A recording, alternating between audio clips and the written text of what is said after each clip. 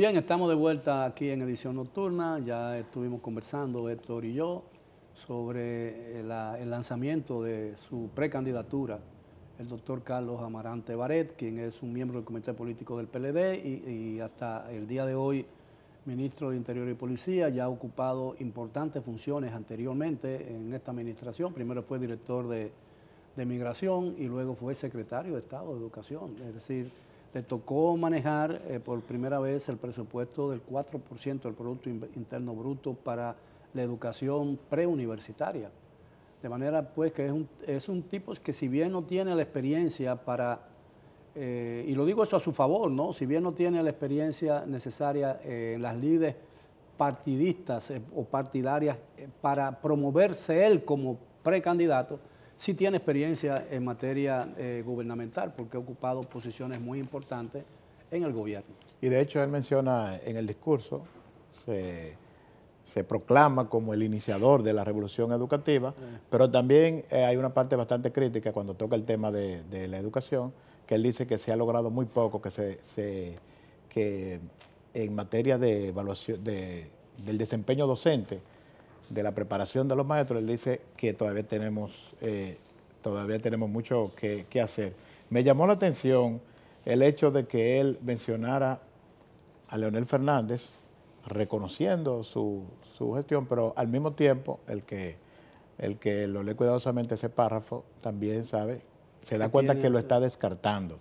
Cuando él dice, él habla de los logros en los gobiernos del PLD, dice: durante 12 años el doctor Leonel Fernández presidió el gobierno y fue un pilar fundamental de los gobiernos del PLD.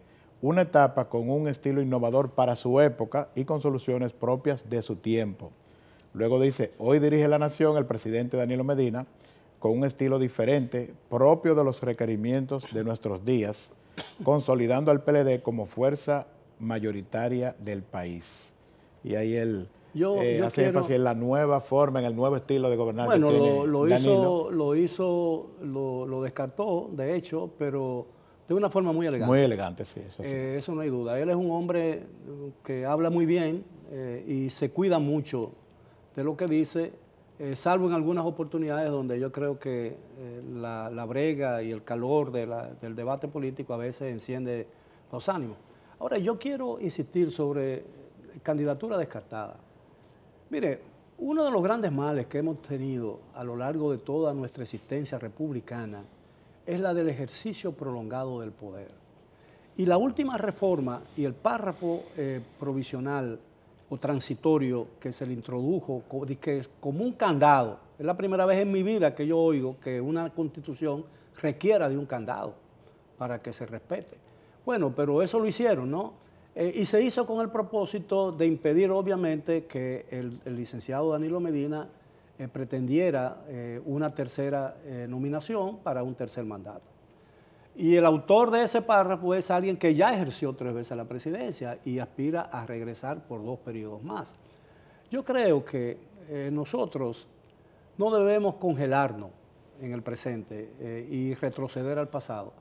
Y que las personas que han ocupado la presidencia de la República lo hayan hecho bien, lo hayan hecho mal, lo hayan hecho medianamente bien o medianamente mal, o lo hayan hecho, o hayan sido un desastre, o hayan sido un éxito total. No tenemos, desafortunadamente, en el ámbito político nacional, un Cristo ni una Madre Teresa. Y aunque tuviésemos un Cristo y una Madre Teresa, todo tiene su tiempo y todo pasa, como dice una canción. De manera pues que yo pienso que el año 2020 nos da la extraordinaria oportunidad de en este país, de ensayar un relevo generacional. Y cuando digo relevo generacional, no me refiero única y exclusivamente a la edad de quien pudiera sustituir o pudiera ocupar la presidencia de la República, sino la oportunidad de renovarnos como nación, como sociedad. Y saber que lo que un presidente no pudo hacer en 3 periodos y otro no pudo hacer en un periodo, volver después o intentar volver después, 8 años el que tuvo 3 y 16 años el que lo fue una vez, a mí me parece que estancaría la actividad política de la República Dominicana, porque creo, con todo respeto que le tengo a ambos, que ya dieron lo que pudieron haber dado en la presidencia de la República y en la vida política. Y tanto uno como el otro pueden ser activos importantes en para la nación dominicana desde otras perspectivas diferentes, no de la perspectiva de mando. Y quiero decir, cuando me hablan a mí de que Hipólito Mejía y el señor Leonel Fernández tienen ya experiencia de Estado y que eso tiene que rescatarse y puede ser de gran valor, yo quiero decir que cuando ambos, a excepción de Hipólito Mejía, llegaron a la presidencia de la República, no habían ocupado ninguna posición importante en la República Dominicana. Y el doctor Leonel Fernández, que fue buen presidente en cierto sentido, y que introdujo medidas que modernizaron la burocracia dominicana, que estaba muy atrasada, no tenía absolutamente ninguna experiencia en el ejercicio de un cargo público. De manera pues que la experiencia se aprende, y la experiencia se aprende aprendiendo, como dice un amigo mío, para hacerlo de esa manera y darle énfasis. De manera pues que yo creo que las elecciones, el proceso electoral del 2020 nos da esa excepcional oportunidad de comenzar a permitir que el país comience a moverse hacia el futuro, porque si no, quedarnos en el presente significa, como el mundo avanza, quedarnos en el presente significa retroceder al pasado. Y con el tema de la presidencia de la República, porque la renovación debería ser a todos los niveles, pero con el tema específico de la presidencia de la República, nosotros tenemos el sistema, creo, yo pienso eso, y también se ha demostrado que la mayoría de los dominicanos, ese es el sistema que prefieren, el sistema de una sola opción a la reelección, se llama el sistema americano, otros países también lo tienen, pero porque nosotros habíamos pasado por reelección indefinida, sí, claro. Teníamos la prohibición de la reelección, teníamos un esquema... Bueno, la reelección que tenemos hoy en la Constitución era indefinida hasta que se modificó la Constitución en el 2015.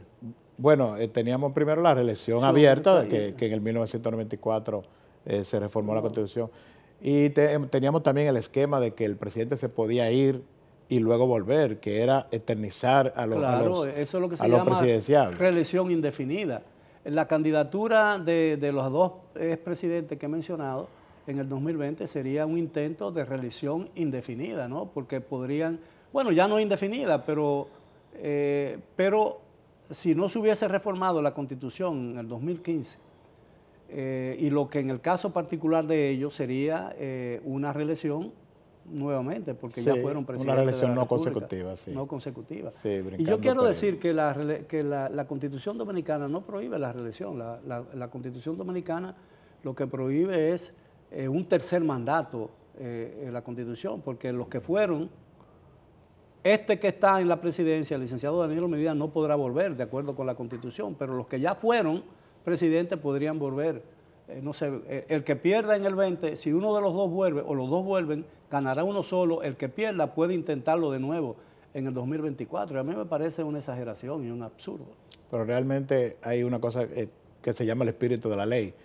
Nosotros elegimos, y digo nosotros porque creo que fue un proceso quizá más consensuado que todos los anteriores, incluso en las llamadas, unas consultas que hizo el propio presidente Fernández, se determinó que la mayoría consideraba que el esquema ideal era ese, y realmente es un esquema intermedio, porque ni te prohíbe a ti como presidente que si lo haces bien te presente a un periodo, pero tampoco la reelección indefinida, que siempre tiene el inconveniente de que es favorable para la Yo prefiero el sistema mexicano, 6 años y ya más.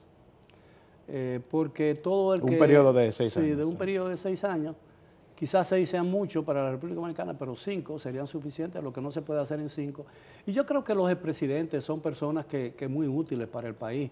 La experiencia acumulada en el ejercicio de la presidencia de la República convierte a la persona que ejerció el cargo y ya no lo ejerce en un activo real de la nación dominicana. En los Estados Unidos, por ejemplo, y en Alemania, en el caso de los primeros ministros, cuando un gobierno entra en una situación crítica, ¿qué hace un presidente de los Estados Unidos?